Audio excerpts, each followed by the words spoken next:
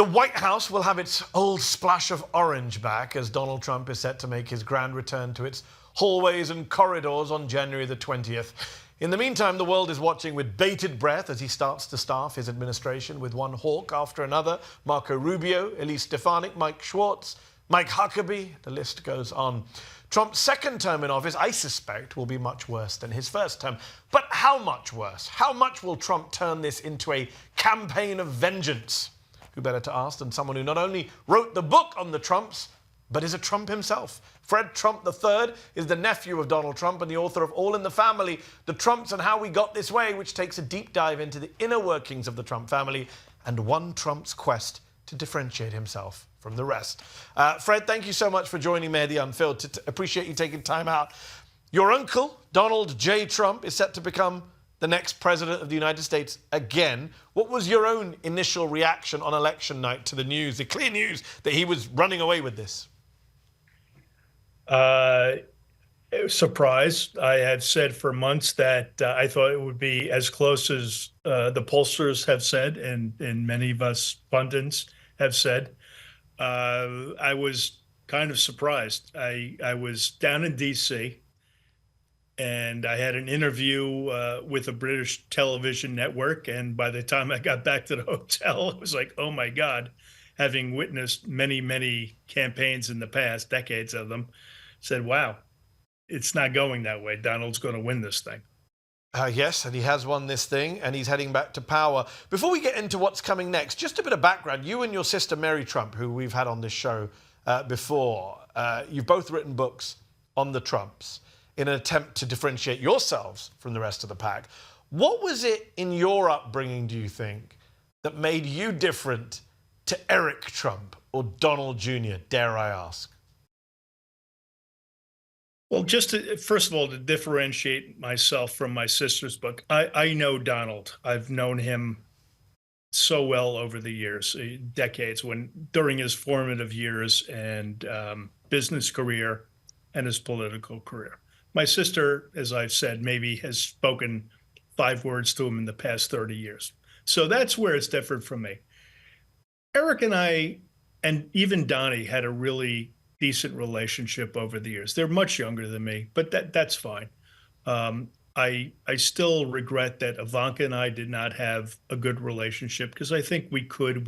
We both, I think, feel important about community and what we can do to help other people.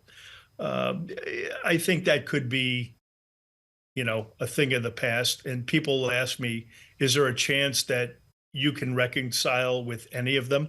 My guess is it could be with Donald, if anything. And my advocacy on behalf of people with intellectual and developmental disabilities, like my son William, Donald's grandnephew, maybe this is the opportunity for him that he didn't really take a bite out of the first time around. This could be his opportunity to allow me to work on behalf of people, a very large population, 60, 70 million people in this country, and to help them give voice. And I'll come to that in just a moment. Just on the book, though, are you saying, having written this book, you haven't fallen out with the rest of the Trump family? They haven't kind of disowned you?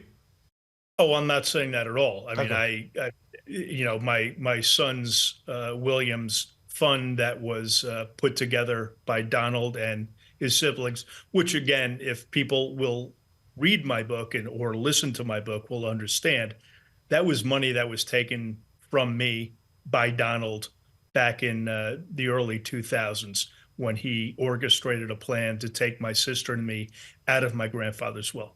Okay, that happened. We need to move forward as a country. Yeah. Donald is the president now, or will be the president in a couple of months. Yeah. I get it. I don't like it. I don't like the policies of the Republican Party. I never have. The Republican Party has morphed into something I could never imagine. I don't think many of your viewers could imagine. Yeah.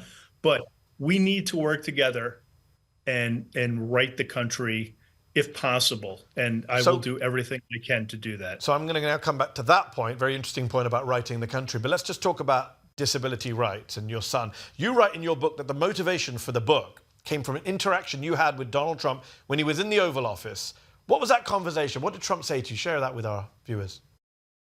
Well, when Donald was elected president and he was inaugurated, my wife Lisa reached out to Ivanka, my cousin, and asked if we could meet with some cabinet secretaries about, advocacy on behalf of people with complex disabilities, which my son William has.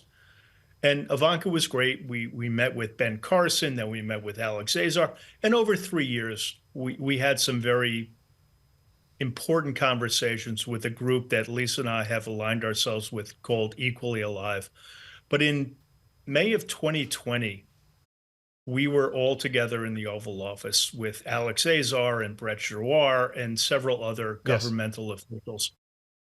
And when the meeting ended, and we weren't just saying just throw a couple of $1 billion at this problem. We knew that we could try to make our cause more efficient and get better services again for this incredibly large population of Americans. And what Donald said to me when he called me back into the office, these people, meaning the disabled, the cost, they should just die. Wow. That's what he said.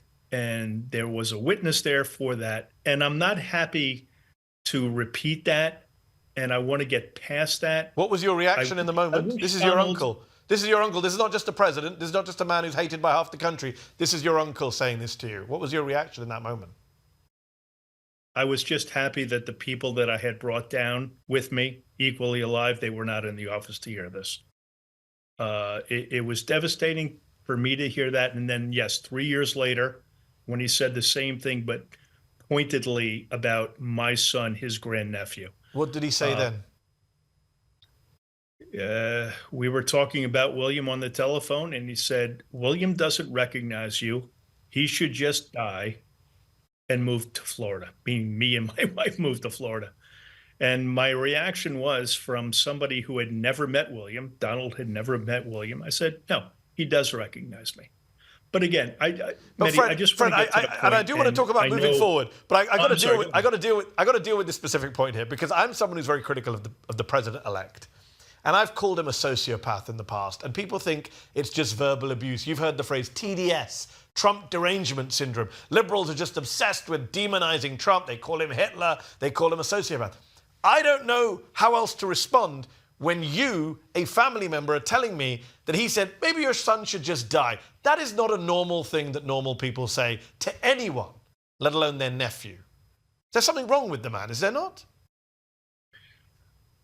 I can't imagine any human being say that about anyone else, least of all his grandnephew.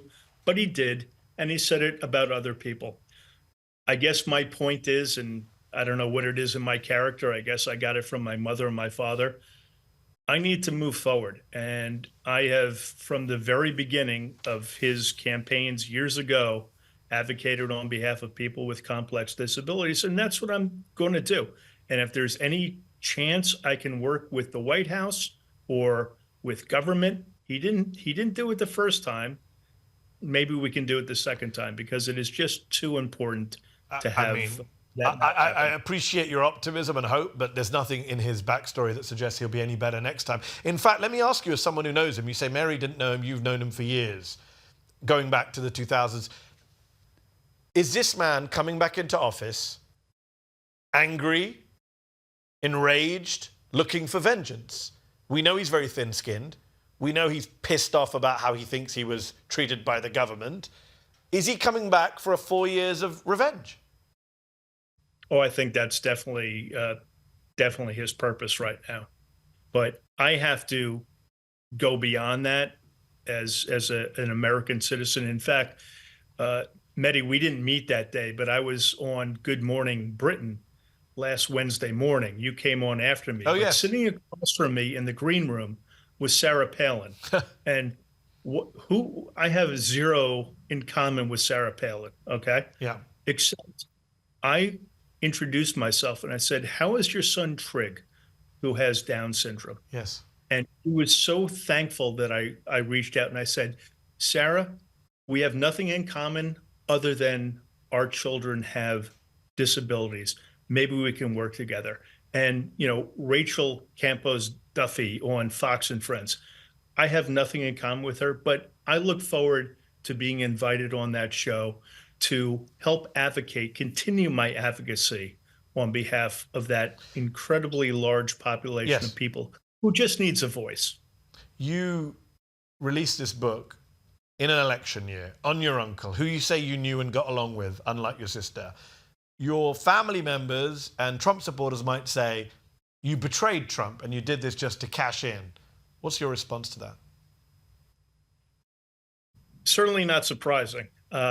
Just like none of them were there when I heard Donald use the N-word twice back in 1972, and it totally expected by them. I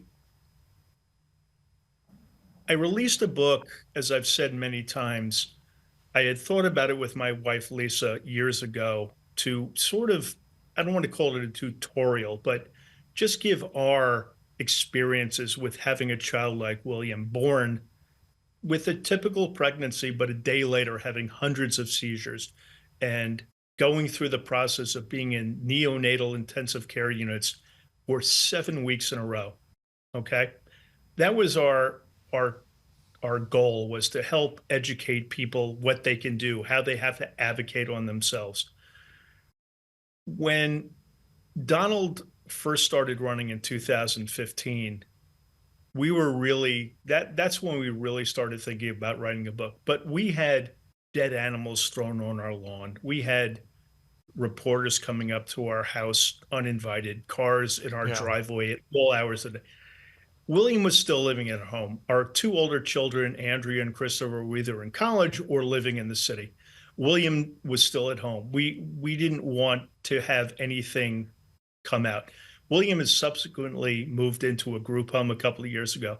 And it was that sense of security that he was not home, but also when January 6th happened, I had to speak out, saying, how did my uncle turn into that person that would not just, trash our Constitution and our way of government, but to allow people to be injured and killed.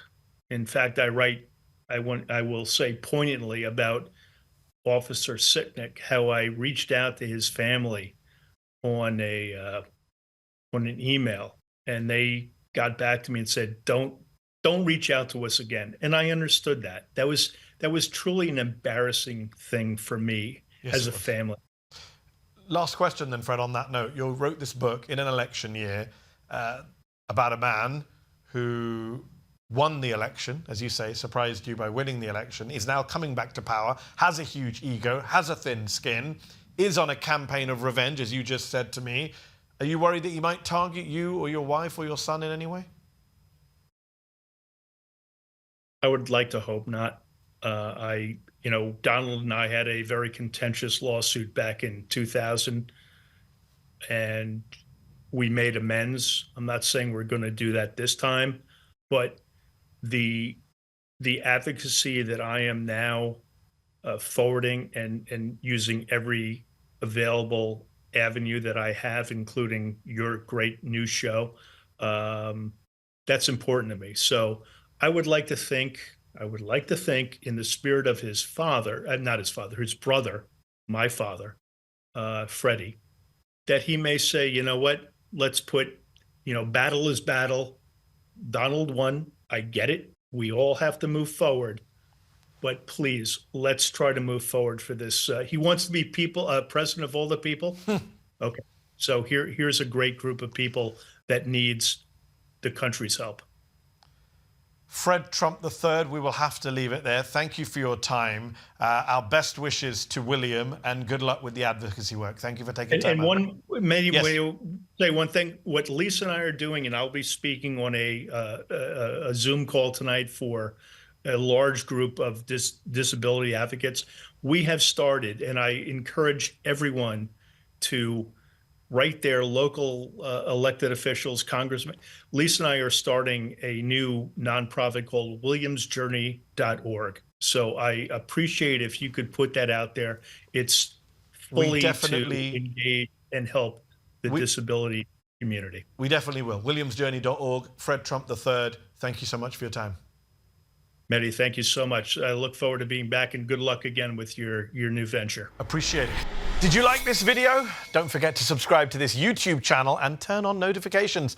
For exclusive content and to support our independent, unfiltered journalism, head over to Zeteo.com. Your support matters.